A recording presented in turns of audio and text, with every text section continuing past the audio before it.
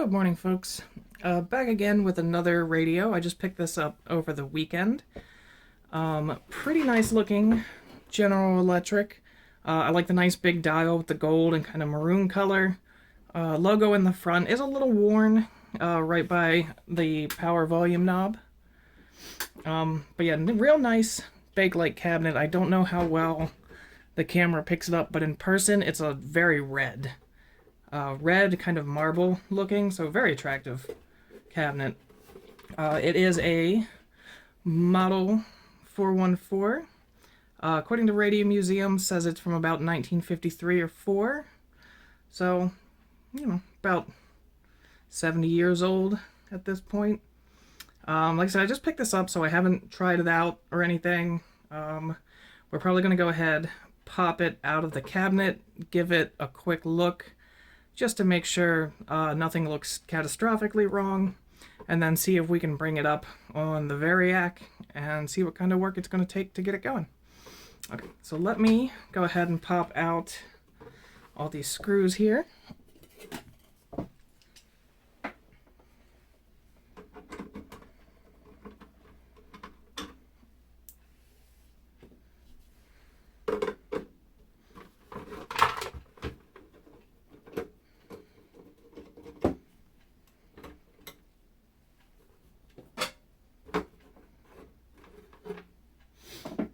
Okay. It's got these little tab inserts, and it looks like it's only got the one. I should just be able to pop that out. There we go. So I'm pretty sure I have a few spares of these. Alright, so first look inside is a 1, 2, 3, 4, 5 tube set. So I guess it is kind of a standard AA5. I see the speaker is mounted to the cabinet, which I'm going to go ahead and guess that doesn't look like it disconnects, so I'll probably have to pull that out as well. Otherwise, it doesn't look too bad inside. A little dirty, but nothing super nasty. Okay, let's get the screws out of the bottom. Oh, it's only got 2 of the 3.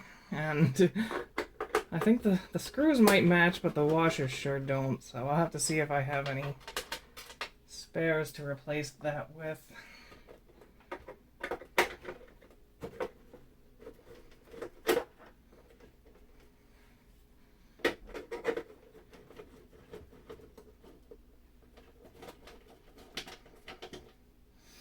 Okay, let's swing it around and pop the knobs off. And I don't believe these knobs are original. From the pictures that I've seen, they were different shape and color. So I'm guessing these are replacements. I might leave them on there. I might see what I have to replace them with. Alright. Let's slide that out. Yeah. That speaker is connected in there. So let me get the speaker out. I'm going to stop it here and then pick back up once I've got everything out of the cabinet and the cabinet out of the way. Okay, that actually wasn't too bad. The speaker does disconnect. It has the little clamps that slide off. So, alright, let's take a look at it so we can see a little bit better. Yeah, something I thought when I was playing around with it, notice the dial light moves with the dial, which is really cool. I bet you that looks really cool when it's running. So hopefully that's all working. We can get that sorted. Let's see what kind of tubes we've got in here. A shield, 50C5. Come on, get back in there.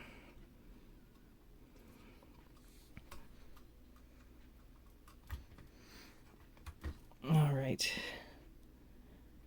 That is a 35W4, and that one appears to be General Electric branded.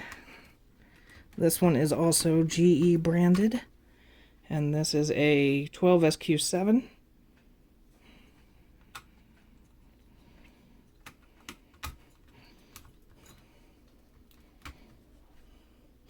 Here's an RCA 12BA6. It's really hard to read on there. I am definitely going to have to clean these tube sockets as well. And lastly, I don't know that brand. Coronado, made in USA. 12SA7. So pretty standard, all in all. A little AA5 radio. Alright, so let's take a look under. Oh, hey. I see replacement electrolytics. Interesting. That looks pretty new. That looks pretty new. This one actually also might be pretty new. Did they leave in the old one, though? Okay, so someone's worked on this before, and wonder why they only changed one of the capacitors. So yeah, I'll have to check and see. Did they leave?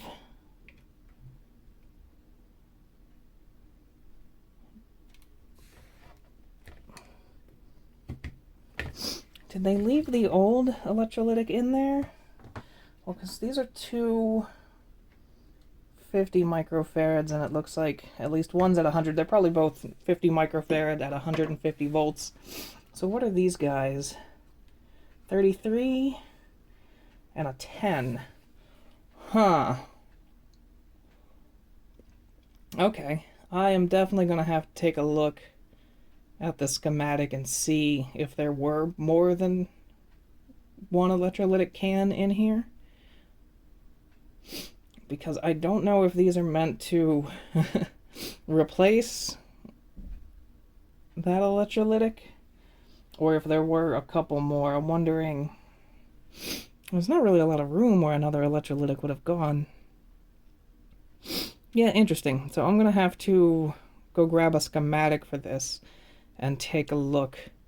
But yeah, I mean, whoever did this didn't do too bad of a job. They did connect right onto that resistor, though. But the soldering doesn't look too bad. They are just kind of floating, but they are at least insulated, which is great. Oh, see, okay. That definitely goes there. And is this... Where does this yellow one go? Okay, yeah, let me grab a schematic. I'm gonna look it over for a minute and see what this is supposed to be like on the inside. Alrighty, so I did take a peek at the schematic. Yeah, the two 50 microfarads are the only electrolytics in here. And I did take this out and try to take a look. So someone has left this can in circuit and just tacked in these on top of it. Because the yellow, for one, goes to here, and then that runs over here to this pin where this black 10 microfarad capacitor is connected, and the red wire off of here, the other 50 microfarad, goes directly to this pin. So I am definitely going to take those out, and I'm going to replace them with a pair of 47s.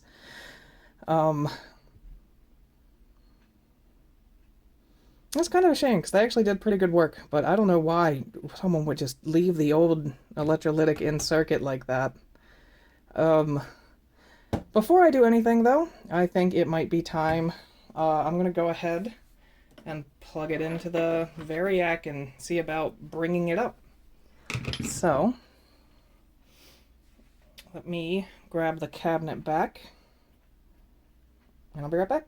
Alrighty, I have got the chassis very loosely back in the cabinet.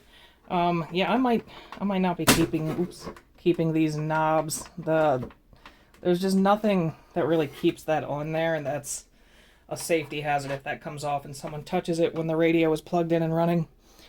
But, alright, let's see if we can get, there we go, both in. Alright, so, first of all, okay, so that is switched on. We're going to go ahead and plug it in. We're starting at 0. Go ahead and turn it on, and I'm going to move it up to about 10 volts. Check the amp draw is basically nothing. And watch that for a moment just to see.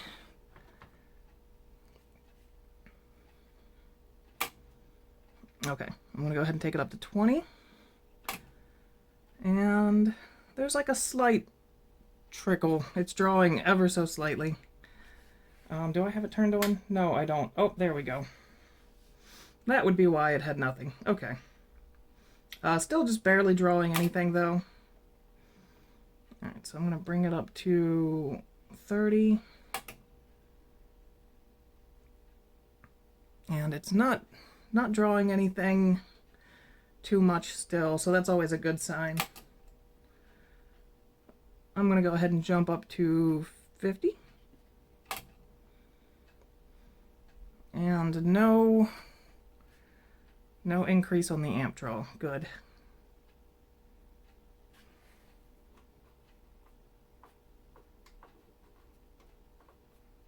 Okay.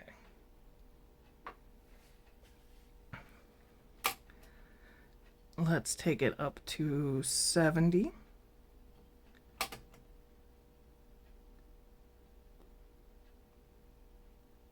Okay, good. So everything's looking good so far.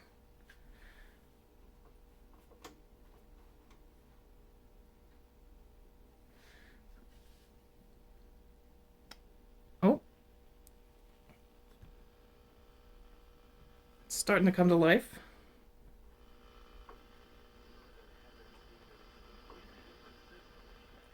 Oh, and look at that.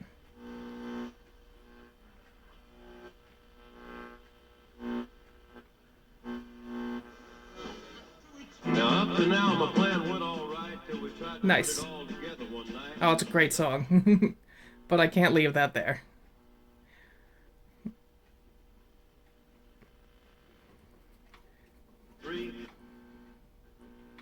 Okay, so hey, this is all good sign. Let's go ahead and take it up to 90. Oh yeah, and this, I don't know if you can see it.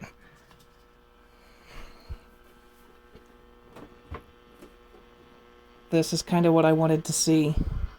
See how the light follows the dial? That is super cool.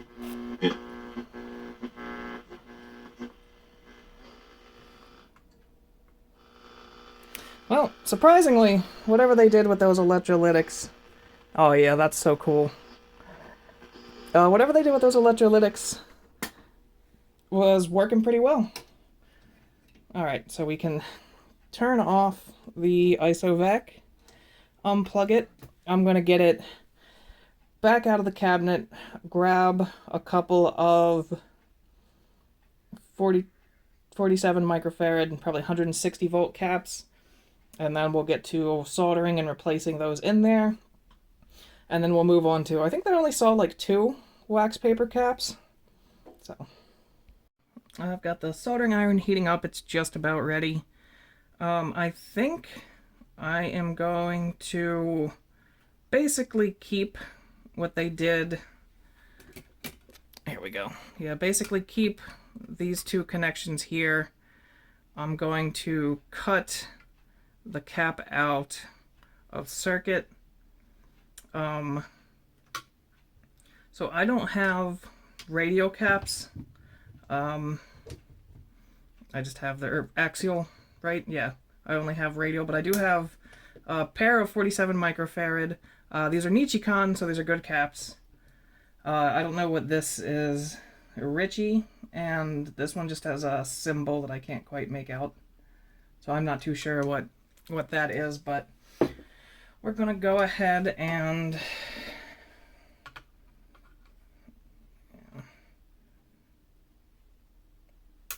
cut out that one. And I'm probably going to reuse their insulation here. And that would be the common.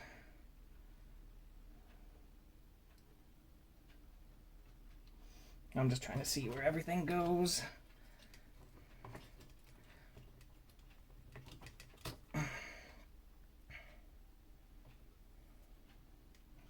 So yeah, the yellow one goes down here. Come on.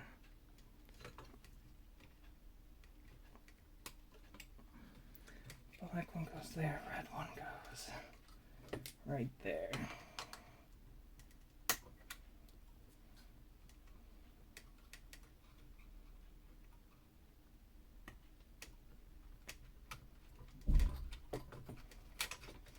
Okay, so there's the old electrolytic can out. I'm probably just going to snip these wires and put this back in there just to keep it in there. Let's see, how do I want to do this? Because I'm going to have to go, I'm probably going to need some extra wire to get it to reach. You know what I could do? It's terrible, I shouldn't do that. I'm not gonna like J-hook onto this capacitor leg. I don't think that's a very good idea.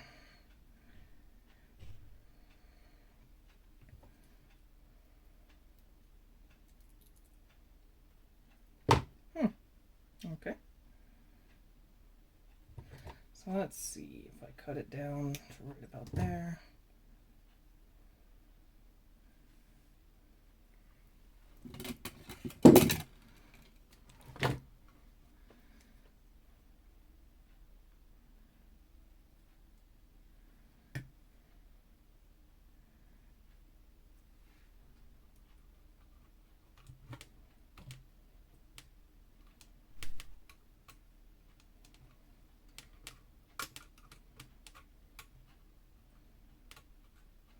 How do I want that to go on there? So it looks like they might have just hooked it on as well. And I think maybe I'm just going to keep their work partially.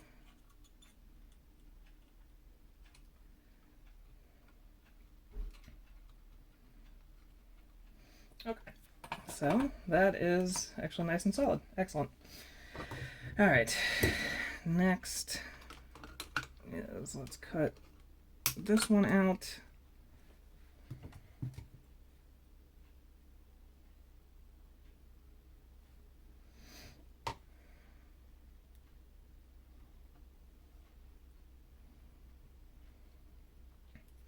Here, I might want.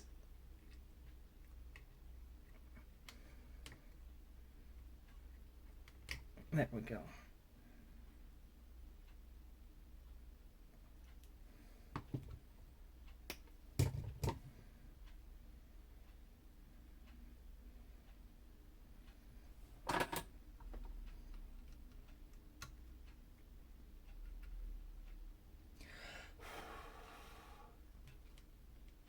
Okay, that is nice and secure in there.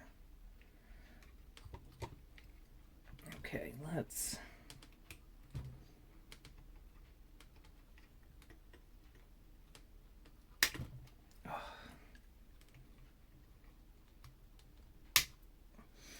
cool. All right, so those are cut out.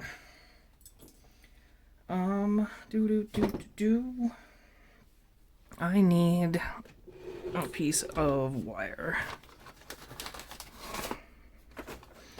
Where is my solid core wire? Is that it? No. Is that it? No. That is a piece. And that should be more than enough.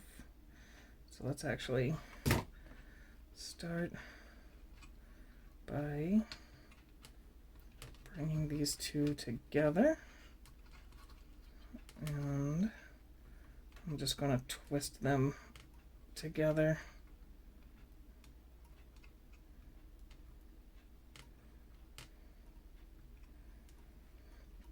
That should be good. It's not going to touch anything.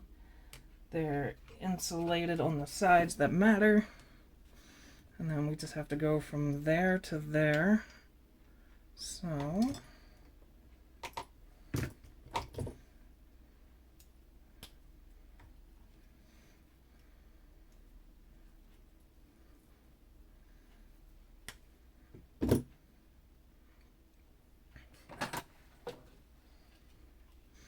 Add a bit of solder onto this end.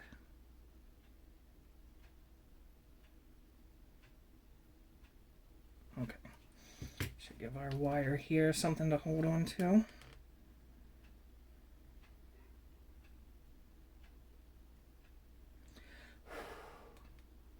Nope. Try that again.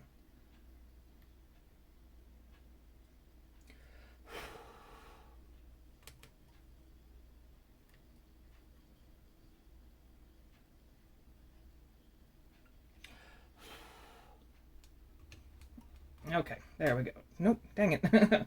Okay, I might have to wrap it around.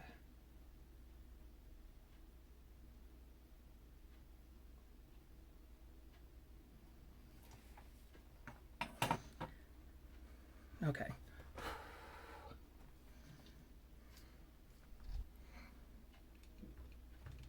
Yep, there we go. Okay, that's nice and solid. And before I connect the other end,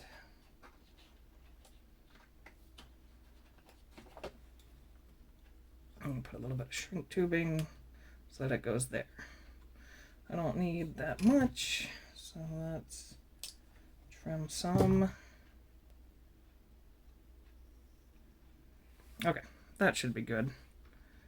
And honestly, I even made that wire just a little too long. And it is still not holding on. Dang.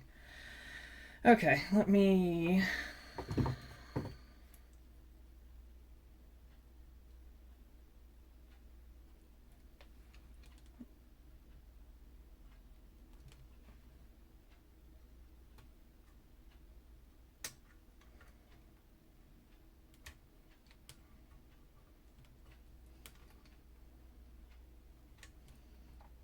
Okay.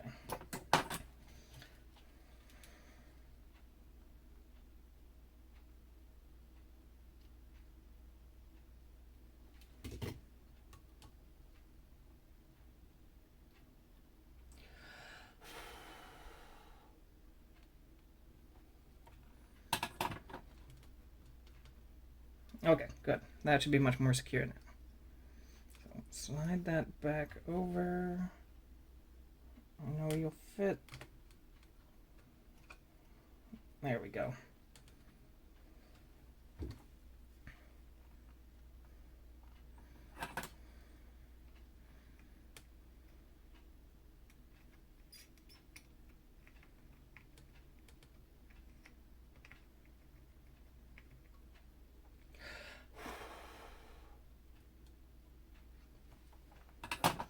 Okay, and that should be the electrolytics replaced, and that should be pretty solid.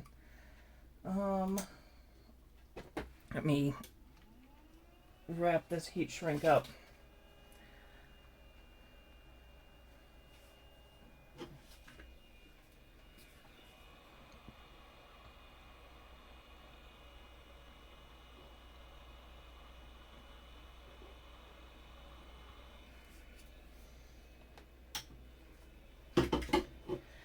Okay, so that is pretty good. We're gonna flip it around and give it a try just to make sure I didn't mess something up, but it should be exactly the same as it was.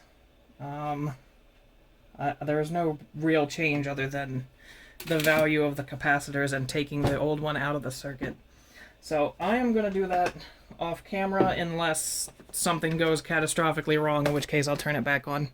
But should be back in just a moment to change out those last two wax paper caps in there. Yeah, so everything looks good with the two new electrolytics. So now we are going to replace the two wax paper, which are just really awkward spots.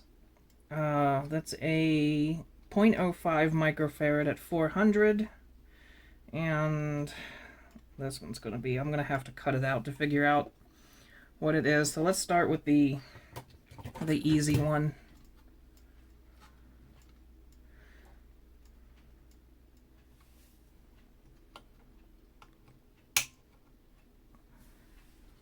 Where does that go? That goes around to there. Okay.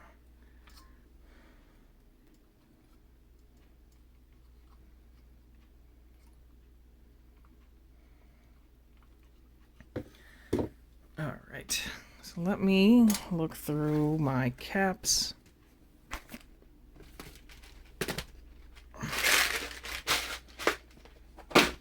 I need a 0.05, so probably a 0.047 at 400.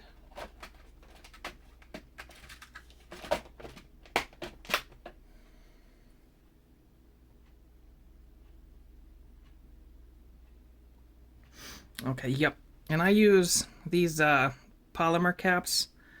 They're not really different from these yellow ones here. These being, what is it, axial, right? They fit a little bit better, so you can, you know, actually have them go where they need to go a little bit easier. But this one should work without a problem between those two locations and that one, and it should be the same. And these are Panasonic. I keep them in a cheap one because I do occasionally use the cheap ones on other things, but I did get a whole bunch of Panasonic caps for these. So I think I'm going to want a little bit of insulation on these. So let me get back.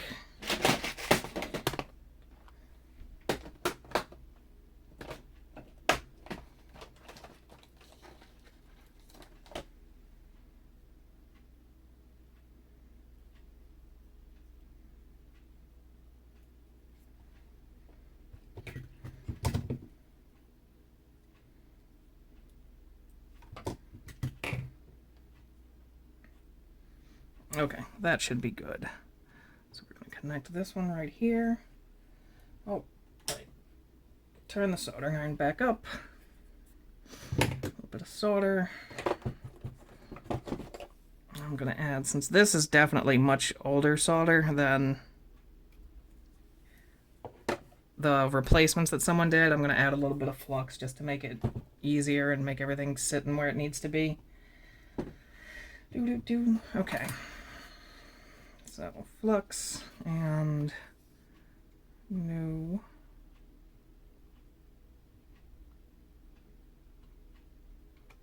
Okay, so a bit of new solder in there.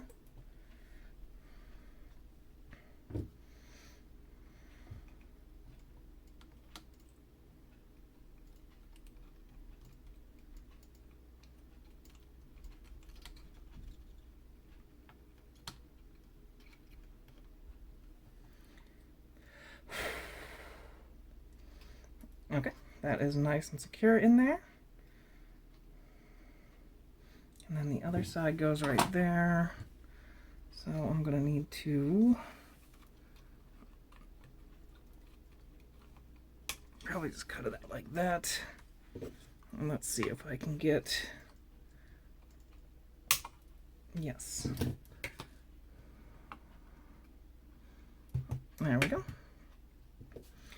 So I want the other one going right there. I can probably trim that down a little bit too. But I think I'm just going to have it bend out a little bit. And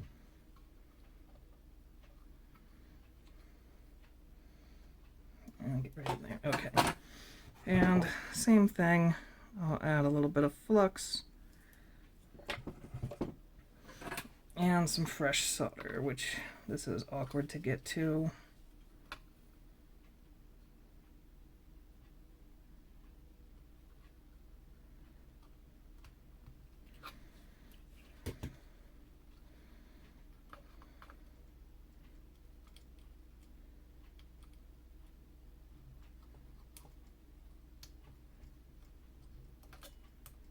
There we go. That should be in there pretty well. I think so.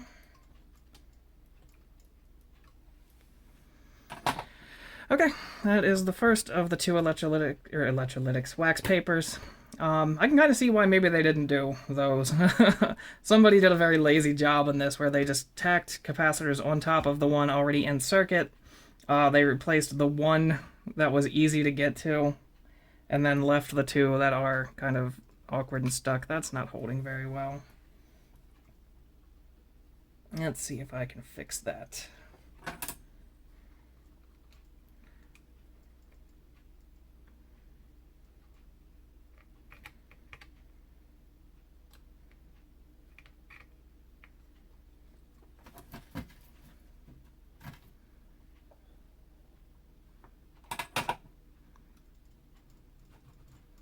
Yep, there we go. Okay. All right, let's try to get out the other one. So that connects to the ground. That's pretty easy.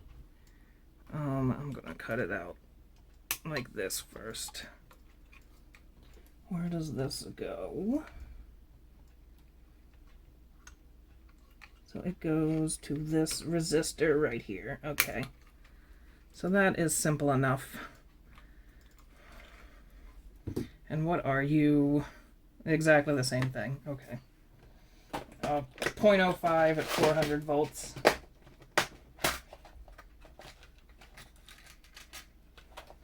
So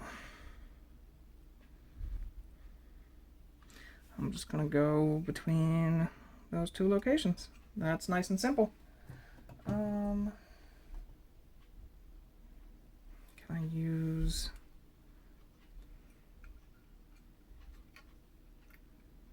Yeah, that should work.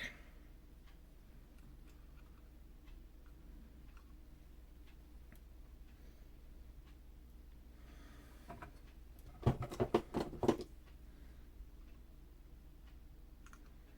little bit of flux.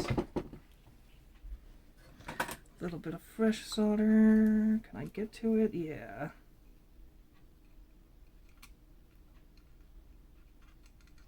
Okay. That's looking pretty good.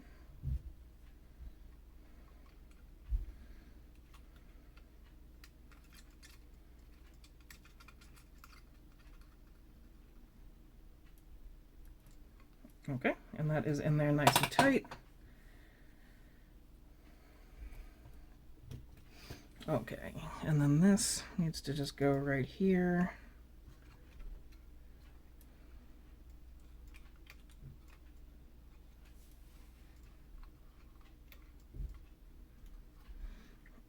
I would actually like this to go under. There we go.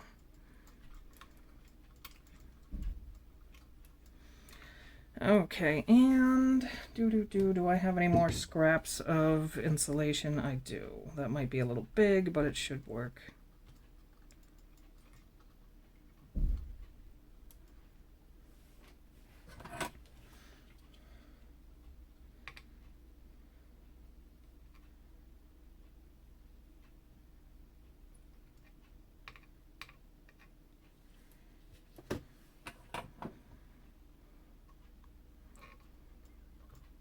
Okay, I think that's in there pretty well. That should be good. Let's shrink up that heat shrink.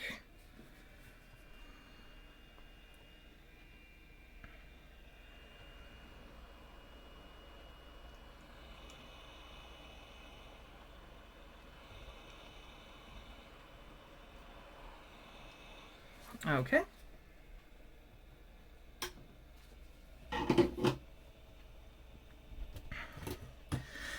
Okay, there we go. Where's the other two electrolytic capacitors? Here they are. So, that's everything we changed out today. Since everything seems to be working, I'm not going to test all the resistors and everything like that. I have no reason to believe anything else is bad since it powers on, everything seems to be working, it picks up stations. So that's pretty much it for the electrical work. This one's going to be a little more in-depth than just washing the cabinet like I've done before. I am going to clean it. It's got a few scratches in it, being Bakelite, so I'm going to try to buff those out. And then we're going to polish it with some car wax, which I have not done before. But that seems to be one of the best ways to make it shine up. And hopefully we should get it looking pretty good. Right. Also, lastly is this. Pretty much just for aesthetics. We're putting it back in there. Oh, and I can't leave that hanging.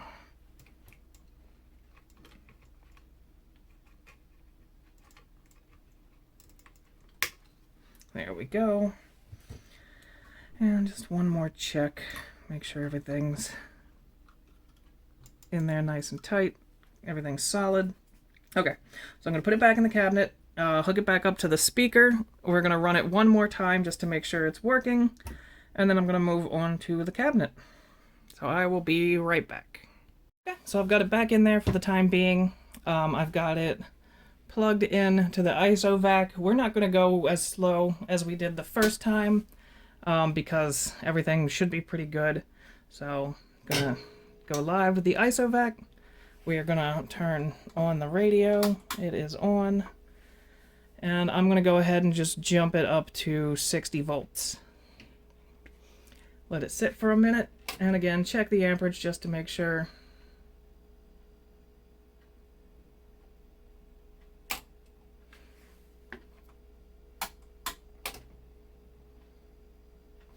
Okay, well, I get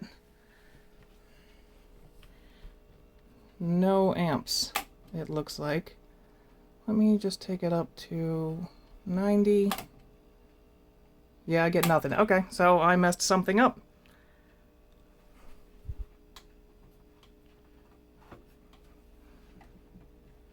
Okay, so take it back out of the cabinet and see what I did.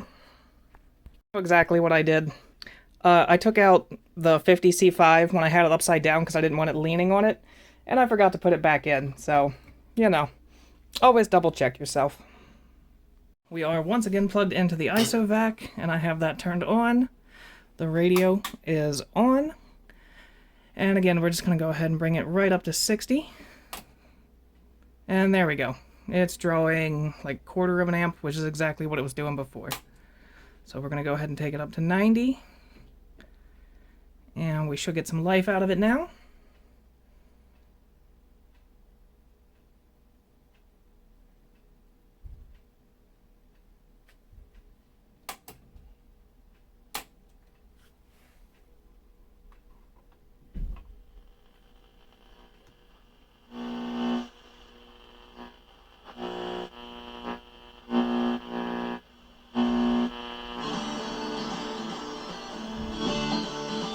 Delivery vehicle person.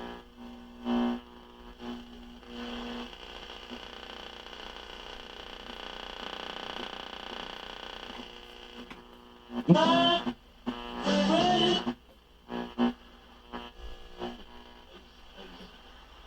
episode goes along here today, but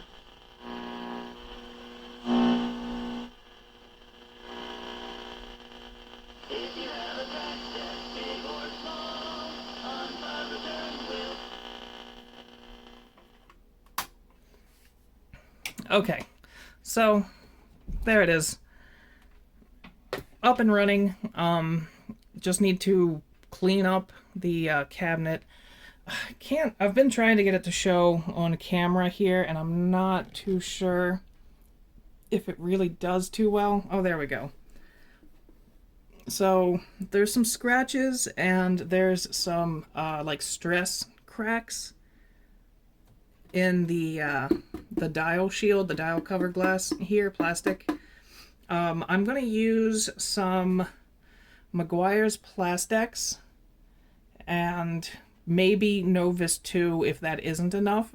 And it should polish it up enough to where you can't really see those. It's not gonna get rid of them, obviously. They're stuck inside like the plastic shell, but it should be enough that you're not gonna notice it when you're looking at the dial. And then after that, we are going to buff up the cabinet, and then maybe see about these knobs. I did spread open the knob on that one a little bit, and it kind of stuck in a little bit better, but they really do not stay on there very well. This one does, that side does not. So I maybe fill in something inside that knob, or I know I've got other ones. I don't know. These kind of look nice on it, though. I like the slight contrast. So I don't know if I want to use, like, black ones, because I think I have a spare black one or two somewhere.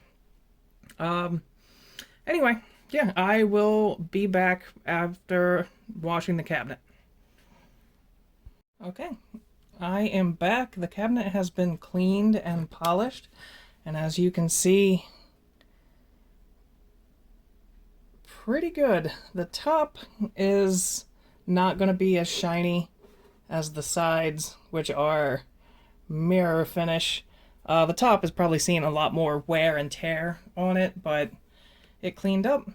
I did clean the dial lens with the Plastex and then the Novus 2. I couldn't get rid of this one big scratch right here. Just a little too deep to get out with plastic polish, so it's gonna have to be there, but you can just barely see the stress cracks in it, and it is so much clearer. It's not cloudy like it was before. So we're gonna get the radio back in the cabinet, buckle it all up, and that's pretty much it for this one. It seems to pick up a few stations and sounds all right. I'm gonna run it for a while and see how well it picks up and everything. I always run my radios for at least an hour just to make sure that they're still looking good. Or working good, not looking good.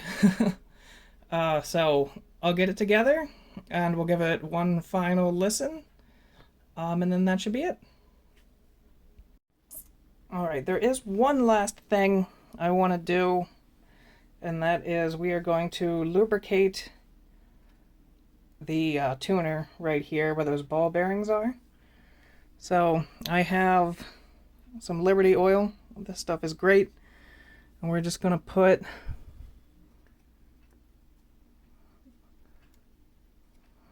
a little drop on each side and give it a few turns, and then that should make it quite a bit more smooth.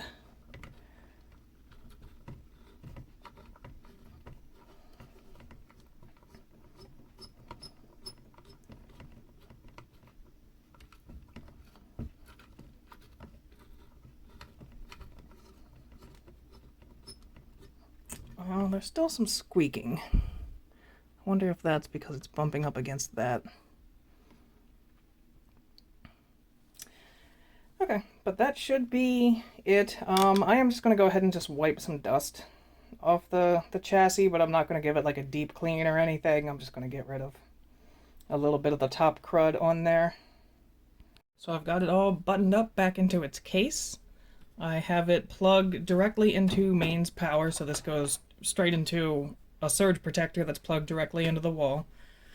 I've turned off my overhead light and shut the blinds a little bit so that we can actually see that cool light following dial there. So yeah, let's power it on and we'll give it a listen.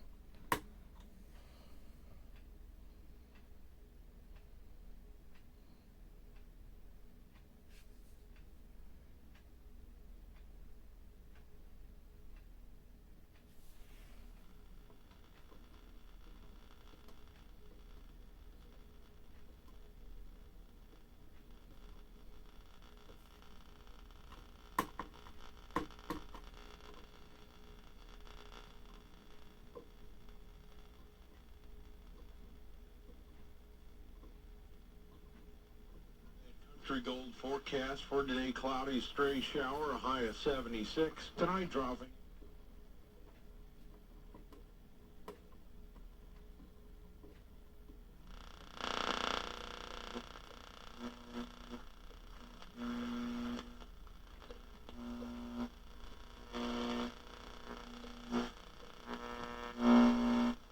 Let's get back to more legendary country.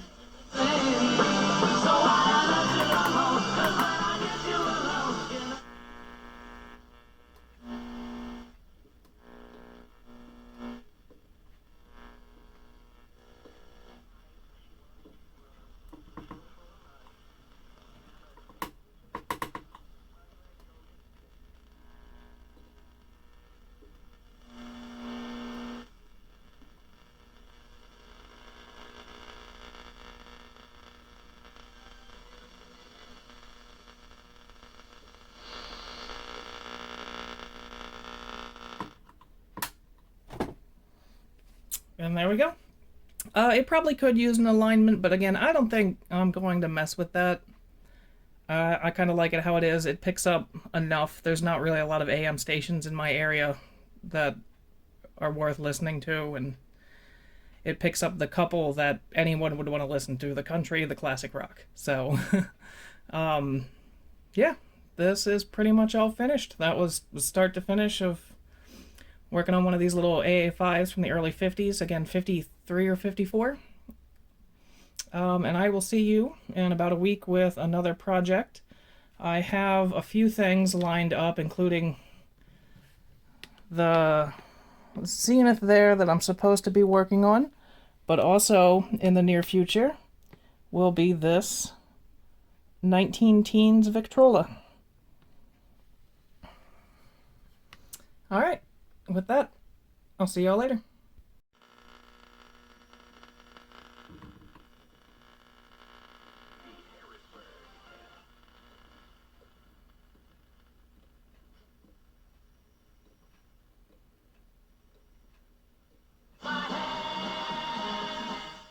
$238 employees are losing their jobs.